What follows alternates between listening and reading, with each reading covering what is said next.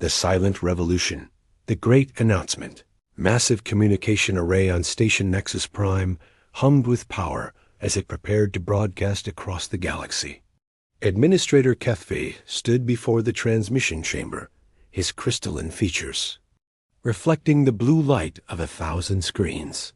For 3 centuries, the Galactic Trade Consortium had maintained perfect order across 47 star systems. Every species that achieved faster-than-light travel eventually came to them, seeking membership, protection, and guidance. Today's announcement would be different. Today, they would discuss the humans. Captain Vextar adjusted his ceremonial armor as he waited in the outer chamber. His species, the Velthari, had been among the first to join the consortium 2,000 years ago. Back then, they had been proud warriors with advanced technology. Now they served as the consortium's primary enforcement arm, their ships patrolling trade routes and ensuring compliance with galactic law. The communication began broadcasting to every consortium world simultaneously. Administrator HFY. Voice carried the weight of absolute authority as he spoke to billions of beings across the galaxy. Citizens of the consortium, he began, we face an unprecedented situation. A new species has achieved interstellar capability. They call themselves humans, and they originate from a small blue world in the Outer Rim territories.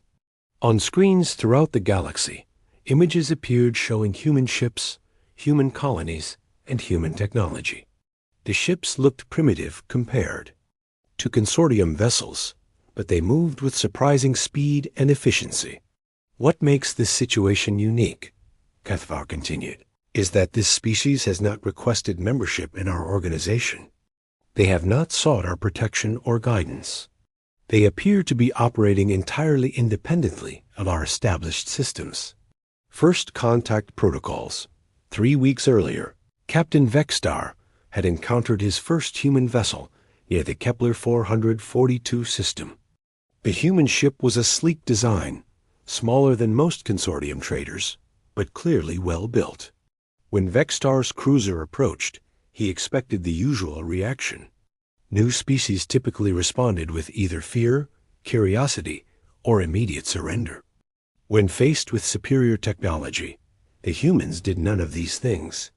Unknown vessel, came a calm voice over the communication channel. This is Captain Maria Santos of the Earthship Meridian. Please state your intentions in this system. Vextar had been so surprised by the casual tone that he almost forgot his standard greeting. No new species had ever spoken to a consortium ship as if they were equals. I am Captain Vextar of the Galactic Trade Consortium Vessel Enforcer Prime, he replied, using his most authoritative voice. You are operating in consortium-controlled space. Prepare to be boarded for processing and integration into our commercial systems. There was a long pause. Then Captain Santos replied, Thank you for the introduction, Captain Vextar. However, we're not interested in joining your organization at this time. We're simply conducting peaceful exploration and trade. Is there anything else we can help you with today? Vextar stared at his communication screen in disbelief. No species had ever declined consortium membership. It simply did not happen. Membership was not optional. It was the natural order of galactic civilization. You misunderstand, Vextar said carefully. Consortium membership is not a choice. All spacefaring species must join our organization for their own protection and the stability of interstellar commerce. That sounds like a wonderful system for those who choose to participate, Santos replied politely. However, humanity has decided to maintain our independence. We wish you well in your endeavors. The human ship then simply flew away. The human. Expansion Admiral Sarah Chun stood in the command center of Luna Station, watching displays that showed human activity across dozens of star systems. In just 50 years since achieving faster-than-light travel, humanity had established colonies on 38 worlds, built trade networks spanning 12 sectors, and created a thriving interstellar civilization. They had done all of this without asking anyone's permission. Sean was a tall woman with graying hair and eyes that had seen too much of both war and peace. She had been instrumental in humanity's early space expansion, and she understood better than most what they were up against.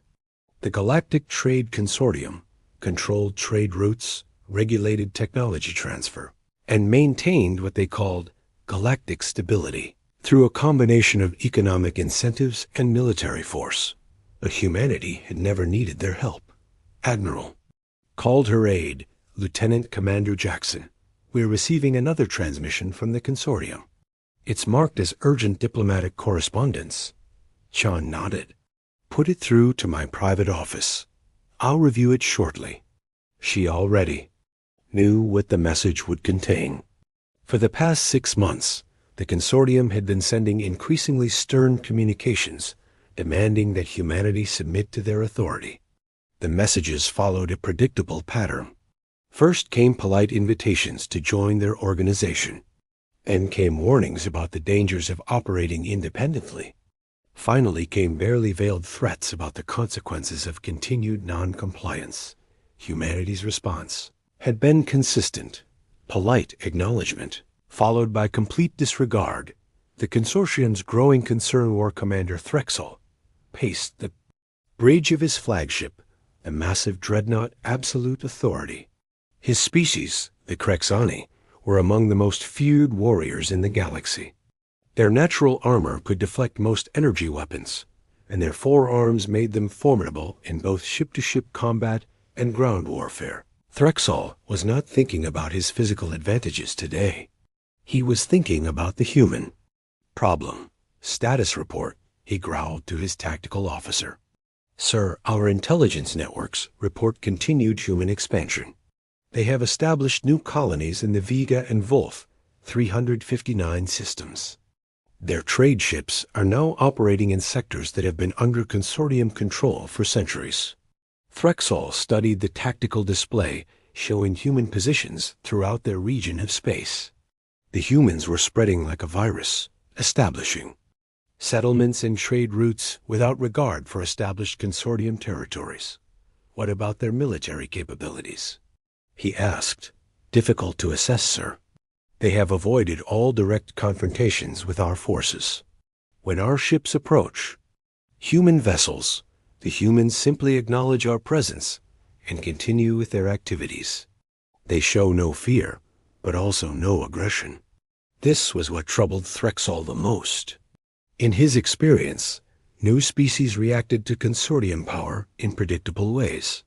Some submitted immediately, grateful for protection and guidance. Others fought back, requiring military intervention to bring them into line. A few tried to hide or flee to remote sectors of the galaxy. Humans did none of these things. They simply acted as if the consortium did not matter. The trade route incident. Breaking point came when human merchants began operating along the lucrative Centauri trade corridor. This route had been under exclusive consortium control for over 800 years. It connected 3 major industrial worlds with 12 agricultural colonies, generating enormous profits for consortium-licensed traders. Human ships began appearing along the route, offering competitive prices and faster delivery times. Worse, they were providing these services without paying the required consortium licensing fees or submitting to regulatory inspections.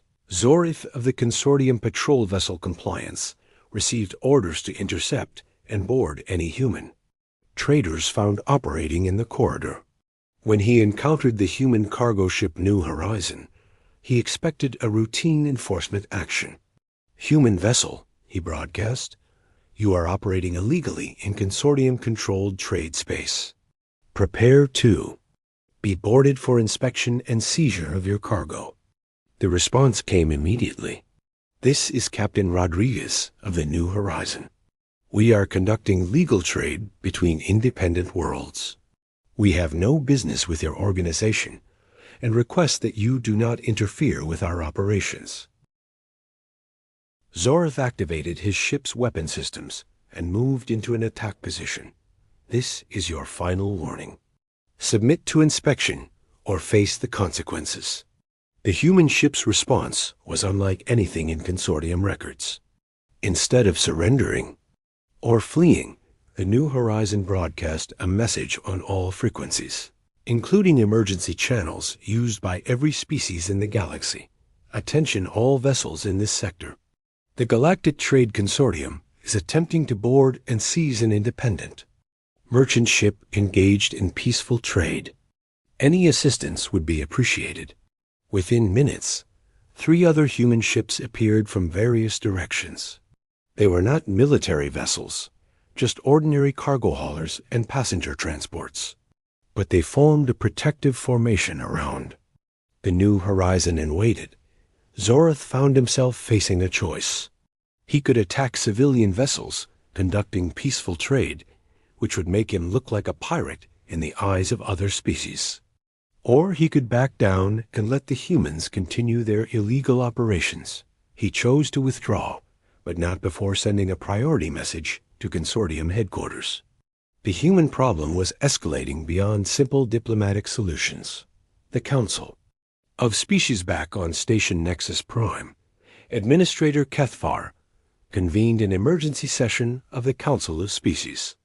Representatives from all 47 member civilizations gathered in the Great Assembly Hall, their various forms creating a bizarre tableau of galactic diversity. The crystalline collective sent their ambassador through quantum entanglement, appearing as a shimmering energy field above their designated platform. The hive minds of Kepler-90 spoke through their biomechanical drones, their collective voice echoing from a dozen sources simultaneously. Ancient beings whose names were unpronounceable by most species attended through holographic projection from their sealed environmental chambers. Fellow council members, Kethvar began, we face a crisis that threatens the foundation of our Galactic Order. The humans continue to expand their operations without regard for our authority. They have established independent trade routes, built colonies in unregulated space, and worst of all, they are beginning to influence other species. A murmur of concern rippled through the assembly. The last point was particularly troubling. For centuries, the consortium had maintained control by ensuring that all interstellar contact flowed through their organization. Independent contact between species was discouraged and often prevented. Ambassador Yelandra of the ethereal reaches raised a concern that had been growing among several council members. Administrator, perhaps we should consider that the humans simply represent a different approach to galactic civilization. Their expansion appears peaceful, and their trade practices seem fair to all parties involved. Kethvar's crystalline features darkened with displeasure. Ambassador, you speak of fairness, but what is fair about a species that refuses to contribute to galactic stability? The consortium maintains peace through order. We regulate trade to prevent conflicts. We oversee colonization to ensure sustainable development. The humans are undermining all of these efforts. War Commander Threxel stepped forward from his position among the military advisors. The solution is clear. We must demonstrate to the humans the consequences of their defiance. A show of force will bring them to their senses. Several council members shifted uncomfortably. Military action against a peaceful species was always controversial, even when that species was violating consortium law. What kind of demonstration do you propose? Asked Ambassador Kethvar of the Silicon Confederacy. Threxal's 4 arms gestured toward the tactical displays, showing human positions throughout the galaxy. We mobilize the Third Fleet and blockade their major trade routes. When their economy begins to suffer, they will come to us requesting membership and protection. Administrator Kethvar considered this proposal. The Third Fleet consisted of over 200 ships, including 12 dreadnoughts and 48 battle cruisers. It was more than enough firepower to cow any species into submission. Very well, he decided. War Commander Threxel, you are authorized to implement the economic blockade of human space.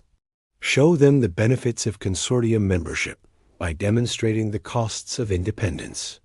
Humanity's response, Admiral Chun, received word of the impending blockade through intelligence. Sources within the consortium. Human traders who had developed relationships with various alien species were warned that consortium forces were mobilizing for a major operation. Chun called an emergency meeting of the Solar Council, humanity's governing body for interstellar affairs. Representatives from Earth, Mars, Luna, and the major colony worlds gathered via quantum communication link. The situation is clear, Chun reported. The consortium intends to force us into their organization through economic pressure. They believe that by disrupting our trade routes, they can make us dependent on their system. President Martinez of the Earth Federation leaned forward in his chair. What are options, Admiral? We have 3 choices, Chun replied. We can submit to their demands and join the consortium as a subordinate member species. We can fight back and risk a full-scale war with a military force that outnumbers us 10-1. Or we can continue doing what we've been doing. Governor Hassan of the Mars Colonial Authority looked puzzled. What exactly have we been doing? Chun smiled for the first time in weeks. We've been proving that their system is not necessary. Every human colony that thrives independently demonstrates that species don't need the consortium's protection. Every trade agreement we make with non-consortium worlds shows that their monopoly on interstellar commerce can be broken. She activated a holographic display showing human expansion over the past 50 years. Look at what we've accomplished.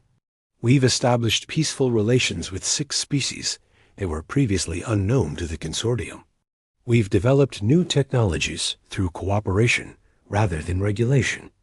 We've created trade networks based on mutual benefit rather than hierarchical control. The council members studied the display with growing understanding. Humanity had not just been expanding randomly. They had been building an alternative too. The consortium system. The blockade will hurt our economy in the short term, Chun admitted. But it will also demonstrate to every species in the galaxy that the consortium maintains control through force, not through the benefits they claim to provide. Other species will see that peaceful, independent civilizations can be threatened simply for refusing to submit to consortium authority. President Martinez nodded slowly. So we continue as we have been. We ignore their threats and focus on building relationships with species who want true cooperation rather than domination. Exactly, Chun replied. The consortium's power depends on the belief that their system is inevitable. Every day we survive independently proves that belief wrong. As the meeting ended and the various leaders returned to their duties, none of them realized how prescient Admiral Chun's words would prove to be. The coming blockade would indeed demonstrate the true nature of consortium control, but the results would be very different from what War Commander Threxil expected. The stage was set for a confrontation that would reshape the balance of power. Throughout the galaxy. The blockade begins, War Commander. Threxil stood on the bridge of absolute authority as his fleet dropped out of hyperspace at the edge of human territory. 237 consortium vessels spread across a dozen star systems, taking positions to intercept any human ships, attempting to use the major trade routes. The operation had been planned with military precision. The first battle group would control the approaches to Earth and the Sol system. The second battle group would blockade the main colonies in the Alpha Centauri region. Smaller task forces would patrol the trade corridors connecting human space to the independent worlds that had been trading with them. All ships report ready, Commander, announced his tactical officer. Threxil nodded with satisfaction. No species had ever withstood a full consortium blockade. The economic pressure alone would bring the humans to their knees within weeks.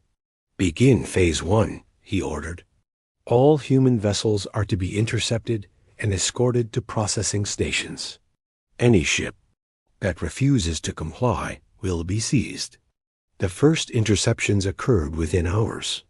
Human cargo ships carrying agricultural products to the independent colonies of the Vega system found themselves surrounded by consortium patrol vessels. Most complied with orders to change course, but their crews transmitted detailed reports of the encounters to human authorities. Asterisk.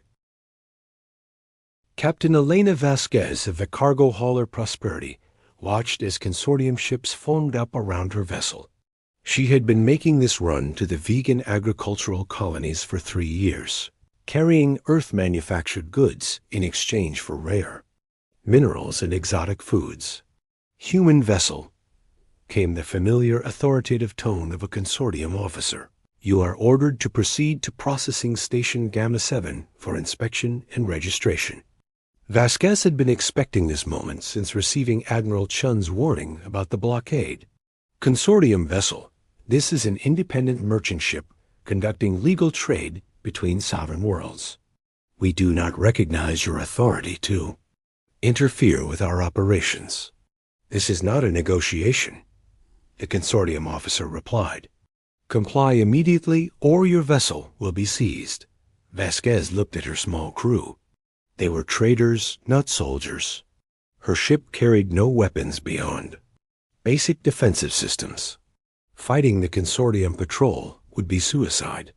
"We comply under protest," she said finally. But as her ship changed course toward the processing station, Vasquez activated her emergency transmitter. Her message went out on all frequencies, broadcast to every ship and station within range. "This is Captain Vasquez of the independent merchant vessel Prosperity. We are being forced to abandon our legal trade mission by consortium military forces. Our cargo of medical supplies and educational materials for the vegan colonies is being confiscated. Any assistance would be appreciated." Similar messages were being broadcast throughout human space as the blockade tightened. But instead of the economic collapse that Threxall expected, something unexpected began to happen. The network effect DR. Amanda Foster sat in the communications center of New Geneva Station, humanity's primary research facility in the outer colonies. As head of the Interspecies Relations Department, she had spent years building relationships with non-consortium worlds and independent traders from various species. Now she was watching those relationships pay dividends in ways she had never expected. "Dr. Foster," called her assistant, "we're receiving messages from the vegan colonies. They're offering to send their own ships to pick up the cargo that Captain Vasquez couldn't deliver." Foster smiled. The vegans were a peaceful plant-based species that had developed spaceflight only recently. They had no military to speak of, but they had something more valuable. They had the moral authority that came from being genuinely independent. "What about the others?" she asked. "The Silicon Confederacy is offering to provide escort services for our traders using their own vessels. The Crystalline Collective says they can reroute our communications through their quantum network to bypass consortium monitoring. And the ethereal reaches are requesting a formal alliance." Foster studied the reports flowing in from across the galaxy. Species that had remained neutral in galactic politics for centuries were suddenly taking sides. But they were not siding with the powerful consortium. They were siding with the humans who had treated them as equals. The consortium's dilemma administrator, Kethver, stared at the intelligence reports with growing alarm. The human blockade was working exactly as planned. Human ships were being intercepted and seized. Human trade was being disrupted. Human colonies were beginning to experience shortages of imported goods. But instead of forcing humanity to surrender, the blockade was having the opposite effect. Other species were stepping in to help the humans, openly defying consortium authority for the first time in centuries. "This is unacceptable," Kethve declared to his emergency council. "The vegan colonies are sending unregistered vessels into blockaded space. The Silicon Confederacy is providing military escorts to human traders. Several independent worlds are refusing to honor their consortium trade agreements. War Commander Threxel's image appeared on the main screen from his flagship.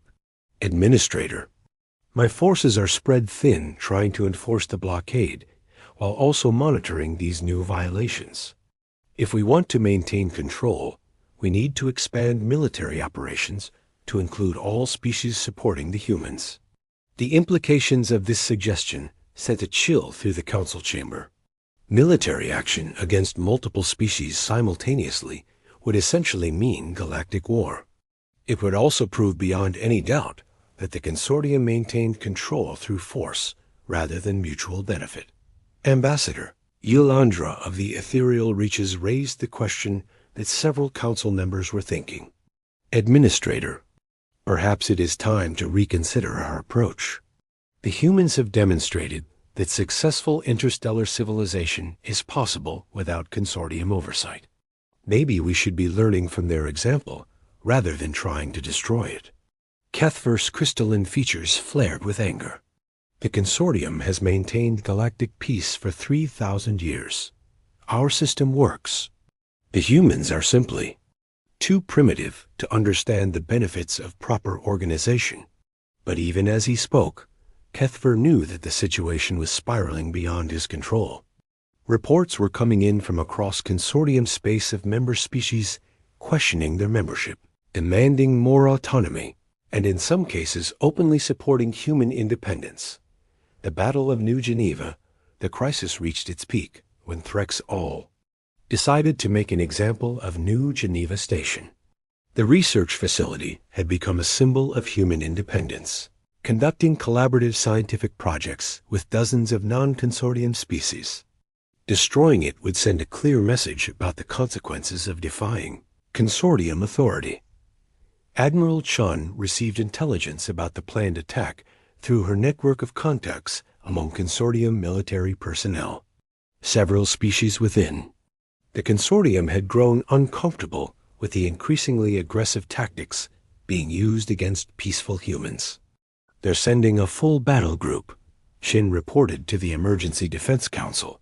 12 dreadnoughts, 30 battle cruisers, and over 100 support vessels. It's enough firepower to level the entire station. Governor Kim of New Geneva looked grim. How long do we have? 18 hours until they reach our position, Chun replied. I've ordered all civilian vessels to evacuate, but the station itself can't be moved. The defense of New Geneva would be humanity's first major military engagement with the consortium. Chun had prepared for this possibility, but she knew that human forces were vastly outnumbered and outgunned. What she hadn't expected was the response from humanity's allies. Unexpected allies. As Threxel's battle group approached New Geneva, his sensors began detecting incoming ships from multiple directions. At first, he assumed they were human reinforcements fleeing the approaching consortium fleet. Instead, he found himself facing vessels from over 20 different species. The vegan colonies had sent their entire merchant marine, converted into improvised warships. The Silicon Confederacy contributed a squadron of their crystalline fighters, nearly invisible to consortium sensors. The ethereal reaches provided ships that seemed to phase in and out of normal space, making them impossible to target effectively. Most surprising of all were the consortium defectors. 3 member species had openly broken with the organization, sending their own military forces to defend New Geneva. Sir, reported Threxel's tactical officer, we're facing approximately 400 vessels from various species. Many of them are armed with technologies we don't recognize. Threxel studied the tactical display with growing unease. His force was still superior in terms of raw firepower, but the enemy fleet was unlike anything he had faced before. These were not conquest fleets or raiding parties. They were defenders, and they were fighting for principles rather than territory. All ships, prepare for battle, he ordered. We will demonstrate what happens to those who defy the consortium. The Battle of New Geneva began at 1432. Galactic Standard Time. Threxel's dreadnoughts opened fire with their massive energy cannons, launching volleys that could crack a planet's crust. But instead of facing the concentrated defensive fire of a traditional fleet engagement, they found themselves fighting a swarm of smaller, more agile vessels that used tactics no military academy had ever taught. Human ships coordinated their attacks with mathematical precision, using their advanced computer systems to predict and counter consortium battle formations. Vegan vessels used their knowledge of biological systems to deploy organic weapons that interfered with consortium technology. The Silicon Confederacy fighters seemed to exist in multiple dimensions simultaneously, appearing inside consortium shields to deliver devastating, close-range attacks. The battle lasted for 6 hours and ended with an outcome that no one had predicted. The consortium battle group was not destroyed, but it was decisively defeated. Threxel found himself surrounded by enemy vessels, his flagship disabled, and his fleet in full retreat. For the first time in 3,000 years, the Galactic Trade Consortium had lost a major military engagement. The collapse of the old order news of the consortium's defeat at New Geneva spread throughout the galaxy within hours. Species that had accepted consortium rule for centuries suddenly realized that the organization was not invincible. More importantly, they saw that successful resistance was possible. Ambassador Yolandra announced that the ethereal reaches were formally withdrawing from the consortium and establishing direct diplomatic relations with humanity. Within days, 12 other member species followed suit. Several more demanded major reforms in consortium policies and governance. Administrator Kethvar found himself facing a crisis that threatened the very existence of his organization. Emergency meetings were called. Ancient protocols were invoked. Desperate attempts were made to hold the consortium together through a combination of concessions and threats, but it was too late. The example of human independence had shown the galaxy that the consortium's authority was not inevitable. Species that had been content to accept limited autonomy in exchange for protection now demanded the freedom to make their own choices. About trade, diplomacy, and governance, a new Galactic Order Admiral Chun stood on the observation deck of New Geneva Station, watching as construction crews repaired the damage from the recent battle. Around the station, ships from dozens of species worked together to restore communications arrays and defensive systems. It had been 3 months since the Battle of New Geneva, and the galaxy was still adjusting to the new reality. The Galactic Trade Consortium still existed, but it had been transformed from a hierarchical empire into something resembling a voluntary association. Member species retained full sovereignty while cooperating on issues of mutual interest. Humanity had not sought to replace the consortium with their own empire. Instead, they had advocated for a system based on genuine cooperation between independent species. Trade agreements were negotiated between equals rather than imposed by superior forces.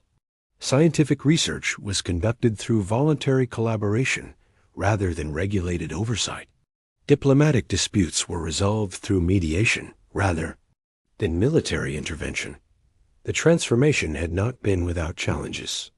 Several former consortium worlds had experienced political upheavals as they adjusted to self-governance.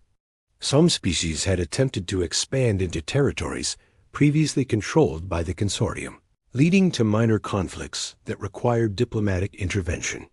But overall, the galaxy had become a more dynamic and innovative place. Scientific discoveries accelerated as species shared knowledge freely rather than through controlled channels. New trade routes opened as independent merchants found more efficient ways to transport goods. Cultural exchange flourished as different civilizations interacted without the rigid protocols imposed by consortium. Bureaucracy. The human legacy. As Chun watched the busy activity around New Geneva, she reflected on how humanity had achieved something that most galactic civilizations considered impossible. They had challenged the established order without seeking to dominate it. They had fought for freedom without trying to deny it to others.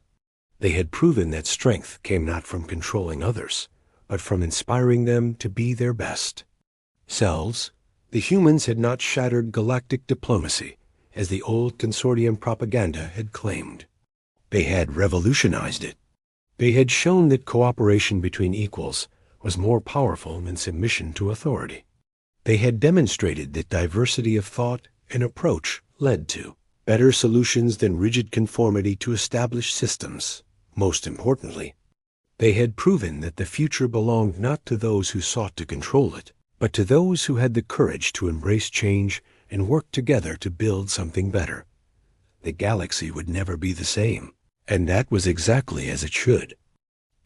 As Chun turned to return to her duties, a communication alert chimed on her personal device. It was a message from a previously unknown species that had just achieved faster-than-light travel.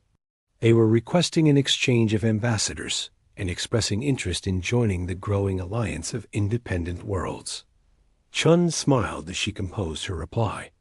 The cycle was beginning again, but this time, new species would be welcomed as equals rather than subordinates. The galaxy was becoming the place humanity had always believed it could be, a community of diverse civilizations working together toward a better future for all. The revolution was complete, but the real work was just beginning. Asterisk.